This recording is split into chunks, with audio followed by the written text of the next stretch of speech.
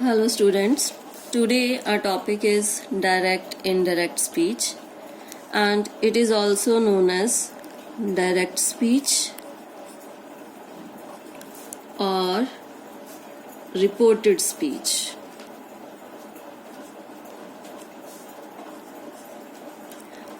और इसनों आपां नरेशन भी कह दिन्ने हाँ, ठीक है। ਹੁਣ ਇਹ डायरेक्ट स्पीच या रिपोर्टेड स्पीच ਹੁੰਦੀ ਕੀ ਹੈ? डायरेक्ट स्पीच जो है it's a way of communication ਜਿਹਦੇ ਵਿੱਚ ਕੋਈ ਪਰਸਨ ਜੋ ਹੈ ਉਹ ਆਪਣੇ ਵਰਡਸ ਜਿਹੜੇ ਨੇ ਉਹ ਬੋਲਦਾ ਤੇ ਅਸੀਂ ਉਸ ਨੂੰ ਇਨਵਰਟਡ ਕਾਮਾਸ ਦੇ ਵਿੱਚ ਲਿਖਦੇ ਹਾਂ, ਠੀਕ ਹੈ। ਜਿਸ ਤਰ੍ਹਾਂ ਮੈਂ ਕਹਿਦਾ he said, she liked fruits। ਹੁਣ ਜੋ ਇਹ ਇਨਵਰਟਡ ਕਾਮਾਸ ਦੇ ਵਿੱਚ ਲਿਖਿਆ ਹੈ ਇਹ ਡਾਇਰੈਕਟ ਸਪੀਚ ਹੈ, ਔਰ ਜੇ ਆਪਾਂ ਇਸ ਨੂੰ ਕਿਸੇ ਇਸੇ ਵਰਡਸ ਨੂੰ ਕਿਸੇ ਹੋਰ ਨੇ ਕਹਿਣਾ ਹੈ, ਆਪਾਂ ਇਸੇ ਹੀ ਵਰਡਸ ਨੂੰ ਰਿਪੋਰਟ ਕੀਤਾ ਹੈ। ਇਹੀ ਵਰਡਸ ਜੋ ਇਹਦੇ ਵਰਡਸ ਨੇ ਜੋ ਇਹਨੇ ਕਹੇ ਨੇ, ਇਹੀ ਗੱਲ ਮੈਂ ਤੀਜੇ ਬੰਦੇ ਨੂੰ ਜਾ ਕੇ ਕਹਿ ਰਹੀ ਹਾਂ, ਥਰਡ ਪਰਸਨ ਨੂੰ ਜਾ ਕੇ ਮੈਂ ਕਹਿ ਰਹੀ ਹਾਂ, ਤਾਂ ਉਹ ਬਣ ਜਾਂਦਾ ਹੈ ਰਿਪੋਰਟਡ ਸਪੀਚ, ਕਿਉਂਕਿ ਉਹ ਮੈਂ ਆਪਣੇ ਵਰਡਸ ਦੇ ਵਿੱਚ ਕਹੂੰਗੀ, ਇਨ ਮਾਈ ਓਨ ਵਰਡਸ। ਸੋ ਇਹ ਡਾਇਰੈਕਟ ਸਪੀਚ ਔਰ ਰਿਪੋਰਟਡ ਸਪੀਚ ਜਾਂ ਇਨਡਾਇਰੈਕਟ ਸਪੀਚ ਆਪਾਂ ਇਸ ਨੂੰ ਕਹਿ ਦਿੰਨੇ ਹਾਂ। ਔਰ ਮੇਨ ਗੱਲ ਜੋ ਹੈ ਇਸ ਦੇ ਵਿੱਚ ਬਹੁਤ ਹੀ ਈਜ਼ੀ ਟੌਪਿਕ ਹੈ and it's quite simple and easy to understand. ਜੇਕਰ ਤੁਹਾਨੂੰ ਇਸ ਦੇ ਵਿੱਚ ਦੋ ਟੌਪਿਕਸ ਆਉਂਦੇ ਨੇ, ਪਹਿਲਾ ਹੈ ਤੁਹਾਡਾ ਪ੍ਰੋਨਾਊਨਸ, ਇਹਦੀ ਨੌਲੇਜ ਤੁਹਾਨੂੰ ਹੋਣੀ ਚਾਹੀਦੀ ਹੈ, ਔਰ ਦੂਜਾ ਟੈਂਸਸ, ਇਹਨਾਂ ਦੇ ਬਾਰੇ ਤੁਹਾਨੂੰ ਪਤਾ ਹੋਣਾ ਚਾਹੀਦਾ ਹੈ। So let's talk about pronouns first. What are pronouns? Pronouns are those words which are used in place of noun.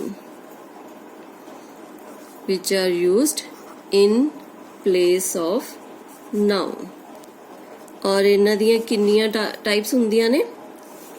3 types, 3 persons ਜਿਸ ਨੂੰ ਆਪਾਂ ਕਹਿ ਦਿੰਨੇ ਆ, okay? First person, second person and third person। और ਇਹ ਤੁਹਾਨੂੰ ਪਤਾ ਹੀ ਹੋਏਗਾ ਕਿ ਫਸਟ ਪਰਸਨ ਦੇ ਵਿੱਚ ਕੀ ਆਉਂਦਾ ਹੈ? I, me, my, we, us, our।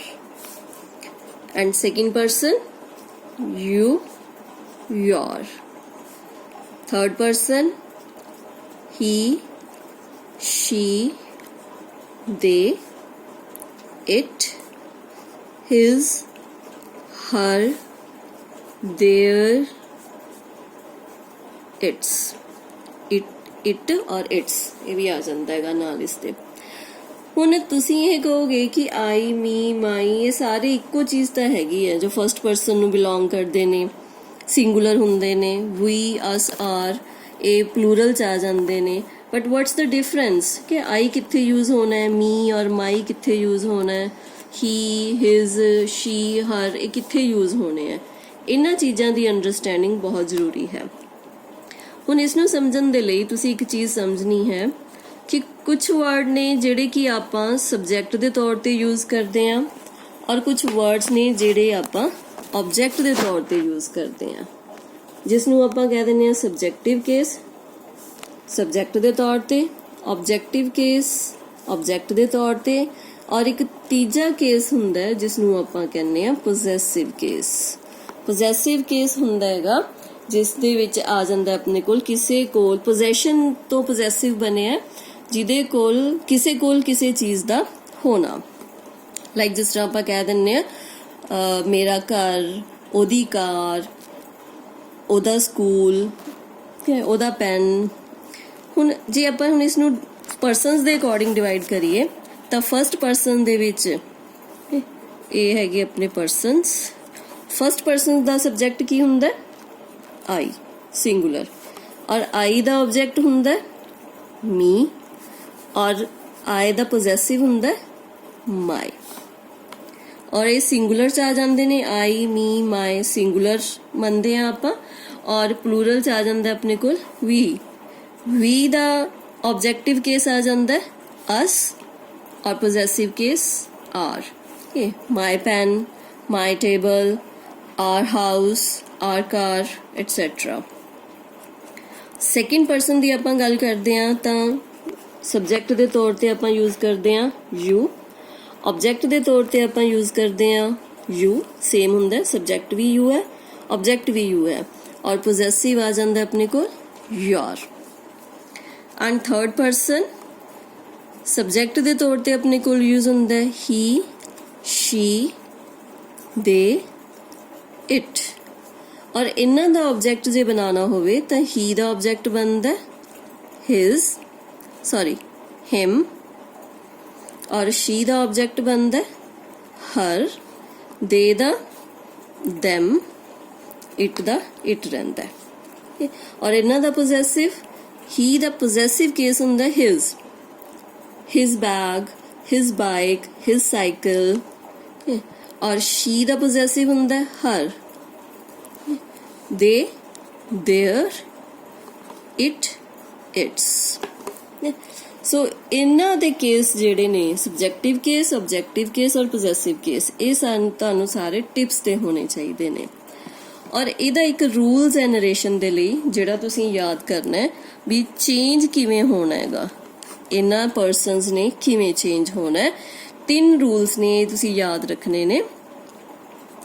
First person, this is the first rule, first person of the reported speech. ਇਹ ਮੈਂ ਤੁਹਾਨੂੰ ਫਿਰ ਦੱਸੂਗੀ ਵੀ ਰਿਪੋਰਟਡ ਸਪੀਚ ਕੀ ਹੁੰਦੀ ਹੈ। First person of the reported speech changes with subject of reporting verb। reported speech और reporting verb ਆਪਾਂ ਗੱਲ ਕਰਾਂਗੇ। second rule है second person of the reported speech changes with object of reporting verb। third rule, third person of the reported speech no change।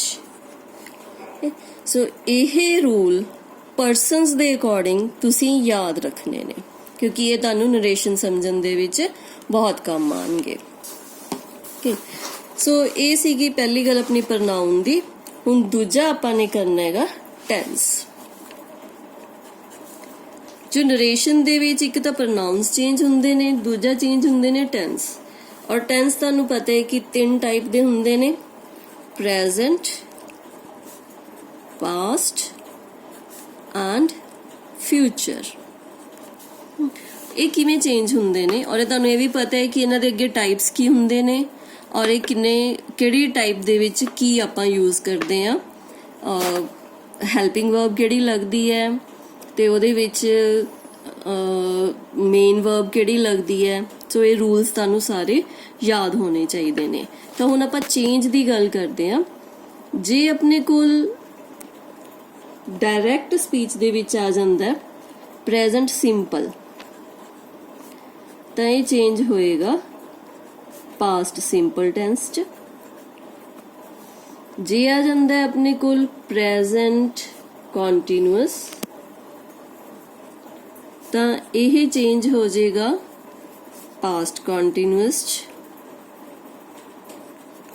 ਜੇ ਆਪਣੇ ਕੋਲ ਆ ਜਾਂਦਾ present perfect it will change into past perfect and present perfect continuous will change into past perfect continuous. So it means ਜਿਹੜੇ ਵੀ present tense ਨੇ ਉਹ ਸਾਰੇ past tense ਦੇ ਵਿੱਚ change ਹੋ ਜਾਣਗੇ। ਨਾ ਹੁਣ ਤੁਸੀਂ ਪੁੱਛੋਗੇ ਕਿ ਜੇ ਇੱਥੇ past simple ਆ ਗਿਆ, ਸਾਨੂੰ ਆ past simple ਜੇ ਸਾਨੂੰ ਦਿੱਤਾ ਹੋਇਆ direct speech ਦੇ ਵਿੱਚ ਤਾਂ ਇਹ change ਹੋ ਜਾਏਗਾ past perfect ਦੇ ਵਿੱਚ। और जे अपने कोल past continuous आ गया then it will change into past perfect continuous। सो इन्हां तो इलावा साडे कोल आ जांदे ने मॉडल वर्ब्स। ठीक है, जिस तरह अपने कोल हो गया will, shall, can, may। ਇਹ ਸਾਰੇ ਜਿਹੜੇ ਚੇਂਜ ਹੋ ਜਾਂਦੇ ਨੇ, will ਚੇਂਜ ਹੋਏਗਾ would ਦੇ ਵਿੱਚ, shall ਚੇਂਜ ਹੋਏਗਾ should ਦੇ ਵਿੱਚ, can, could, may, might। ਇਹ ਇਹਨਾਂ ਦੇ ਵਿੱਚ ਚੇਂਜ ਹੋ ਜਾਣਗੇ। ਬਾਕੀ ਇਹਨਾਂ ਦੇ ਨਾਲ ਜੋ ਕੁਝ ਵੀ ਲੱਗਿਆ ਹੋਇਆ ਹੈ ਉਹ ਸਾਰਾ ਉਸੇ ਤਰ੍ਹਾਂ ਹੀ ਰਹੇਗਾ। ਸੋ ਇਹ ਸੀ ਤੁਹਾਡਾ ਅੱਜ ਦਾ ਲੈਸਨ। ਇਸ ਤੋਂ ਬਾਅਦ ਕੱਲ ਆਪਾਂ ਅੱਗੇ ਕੰਟੀਨਿਊ ਕਰਾਂਗੇ। So keep watching my videos. Thank you very much.